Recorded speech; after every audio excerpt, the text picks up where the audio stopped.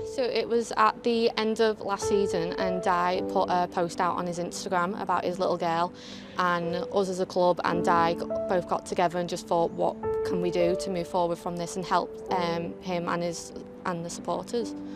So we're hoping to raise awareness about hidden disabilities for both supporters and the club, and trying to make the invisible visible.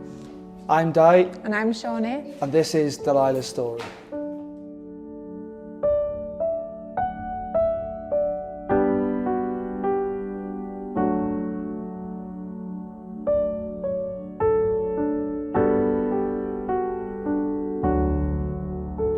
Just starting the interview off with, we're starting with a nice backdrop of Delilah running around in the background. In terms of Delilah, when did you first start to notice that in terms of her development there might have been some delays there and some things to look further into? I think it was around her second birthday. She was coming along at times with her speech, but then she regressed back from 10 words down to just the one word, even though that one word would have been daddy, which was nice, but it was something that we had alarm bells ringing on at the time, where she'd come on really well and then over a matter of weeks regress back to quite a long period, maybe 6 months or so. So around her second birthday was the first time we really noticed things being a little bit different, I suppose.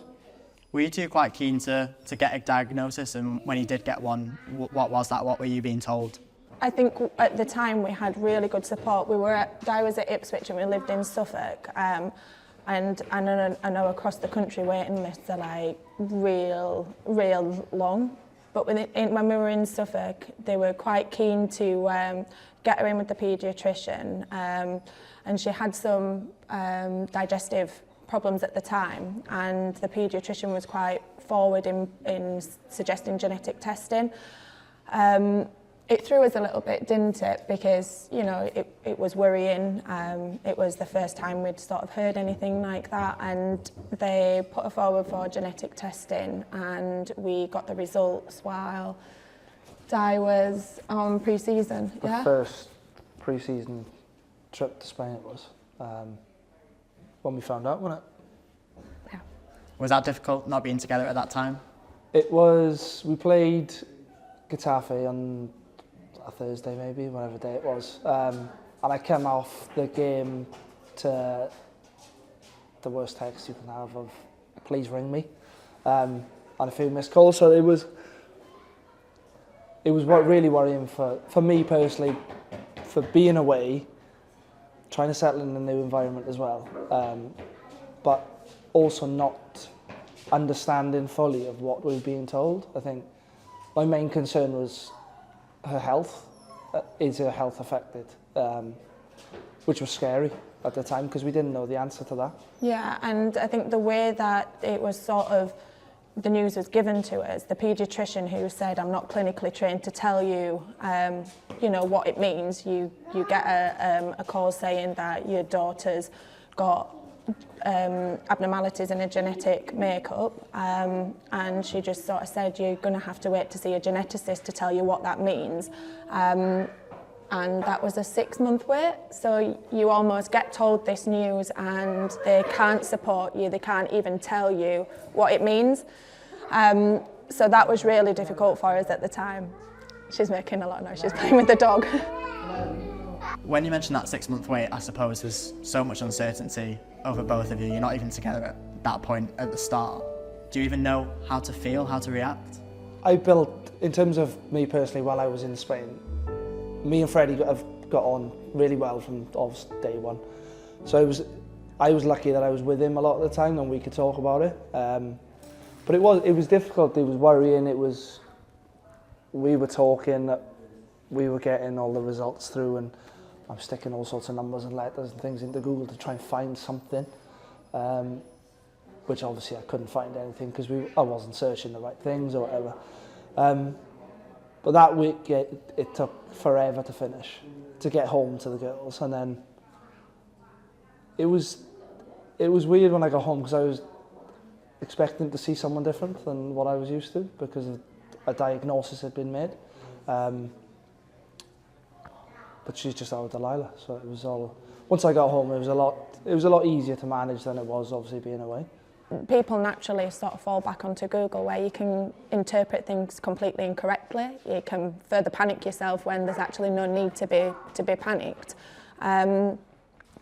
But yeah, it was difficult. It was a hard time to sort of get our head round, because like I say, from a health perspective, you know, some of the things we'd read was heart conditions and various other medical implications that could be. Fortunately, Delilah is not, as we know, affected by those. But the way they just sort of left it with us was difficult. I'm sure you've learned so much about it since that point, but the whole point of the HD Sunflower thing is it's such an umbrella term. There's so many different kind of strands, and it's so vast. What are your experiences just with Delilah? Because obviously that's what you can talk about in terms of the changes you then had to make after finding out. For us, we've obviously learned that Delilah has a certain way of processing things, and a certain way of responding to the environment, to change. So specific to us, we have sort of ensured that she's got a daily routine in place that she understands. If that daily routine changes, so does her behaviour, because she doesn't really understand or can process that level of change. One of the biggest things for us is being able to understand, or still understanding, isn't it, her triggers, what triggers her, and how, when we can best respond to that. And you can't always prevent it, but there's certain things that we, you know, do day to day that help keep Delilah as regulated as possible. Obviously, first and foremost, your parents. We're sat here talking about you being parents and your child, but you're obviously deep into the world of football, both of you really. A lot of newborn babies in the P&E squad right now as well. How have you found that environment, being with people that maybe you wouldn't have met in other environments? I think since we've been here, we've been a lot more settled. We're closer to family, or Shaunie's family.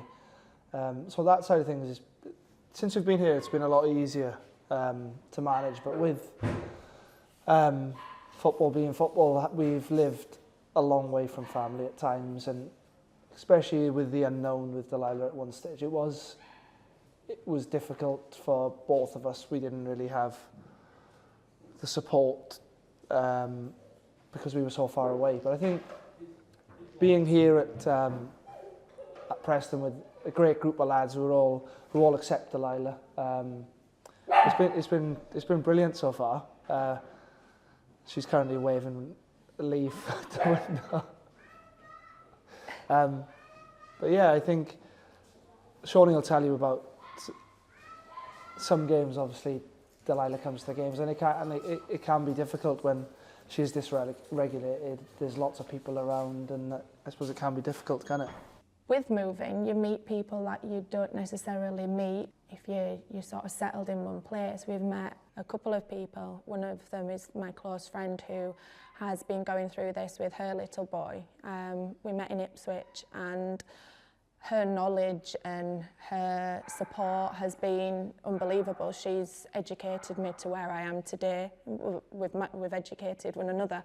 And you know, without being in football life, I'd have never met her. And although your friends, your childhood friends, your family friends can support you, you're not necessarily going to meet that person who is experiencing parenthood the same way that we are.